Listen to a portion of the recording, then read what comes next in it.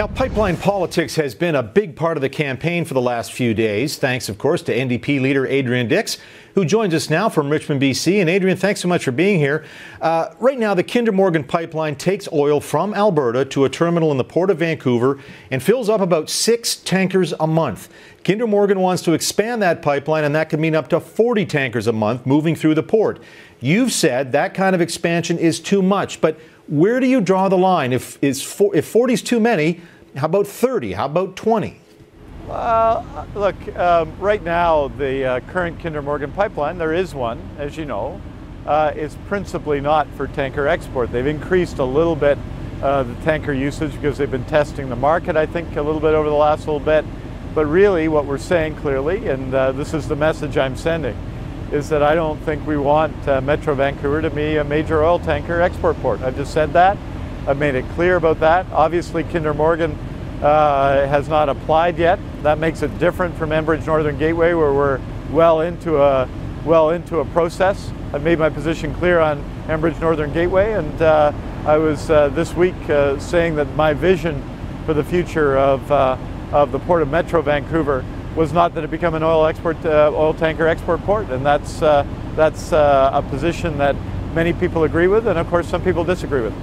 Now, John Horgan is a senior member of your caucus, and he told a Surrey newspaper yesterday that he thinks it might be okay for Kinder Morgan to end its pipeline at Deltaport, and that's the major terminal near Delta on the southwest edge of the Lower Mainland. Would it be okay to have more tanker traffic coming out of Deltaport? Well, John Horgan responded to that today with a letter to the paper in question. I think it's clear for us that Metro Vancouver means Metro Vancouver.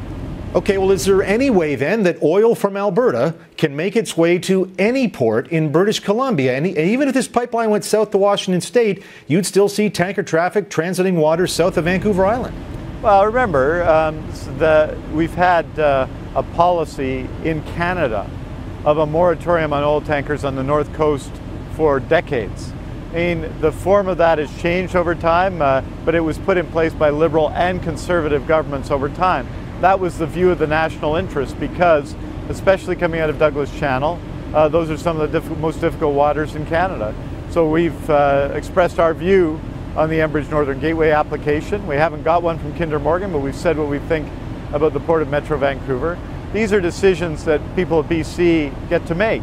I'm very respectful of the province of Alberta and its jurisdiction. You haven't heard from me criticisms of them or their energy policy. Those are the right of the people of Alberta to make, just as it's the right of the people of BC to make fundamental economic and environmental decisions about our future. But this is really a debate, David, about what the national interest is, and there are different views about that, and that's a good public debate to have, especially in an election campaign.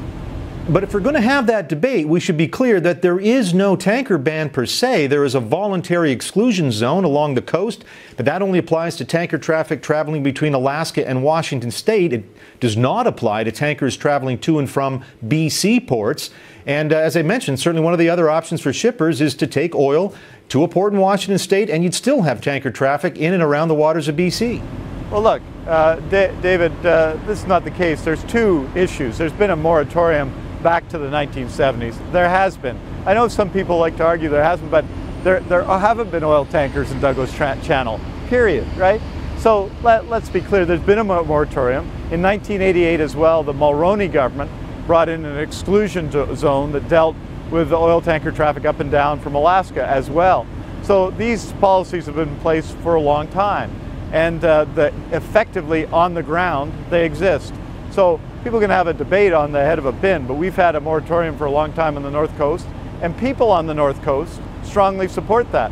The Haisla First Nation, which is very pro-economic development, they voted 87% for LNG. They support liquefied natural gas development, as do I, opposes Enbridge Northern Gateway.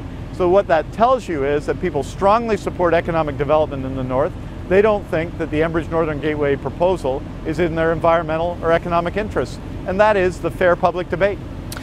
All right, let's talk about the state of the province's finances. Obviously a big issue in this campaign. Your platform lays out some spending and revenue projections for the first 3 years, should you form government. And in year 3, you'd still have a deficit of more than $400 million. But we've had finance critic Bruce Ralston on this show who has said that you would still balance the budget in that 4th year before the next provincial general election. So how would you do that? Are you still committed to balancing the budget before the next election? Well, that's clearly our goal. What we decided to do in this platform was to say that everything in our platform would be costed, and we'd show where the money would come from everywhere. Because we're going to be inheriting a very difficult financial situation from the Liberal government. We think that the deficit is at least $790 million in this year, and that doesn't count serious issues around BC Hydro. So we know we're going to inherit a fiscal mess, a growing debt, 5 consecutive deficits, and it's going to be a difficult situation for our government. So the responsible thing to do is what we've done, which is to say what we're going to do and to say how we're going to pay for things.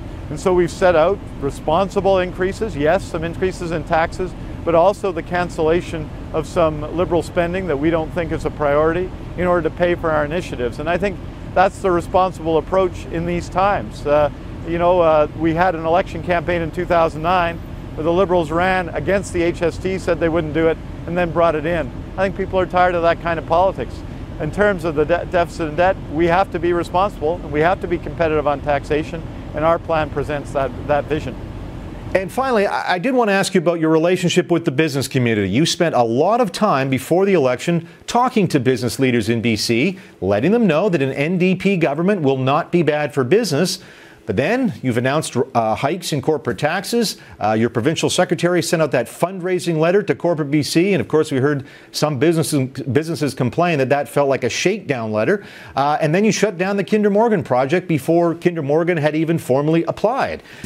Some might suggest these are all anti-business moves that will hurt private sector investment. And of course, that's the investment that creates jobs in BC. Well, first of all, David, on the first point, I talked about that corporate tax increase 2 years ago. And when I first announced it, David, you know what the Liberals called it?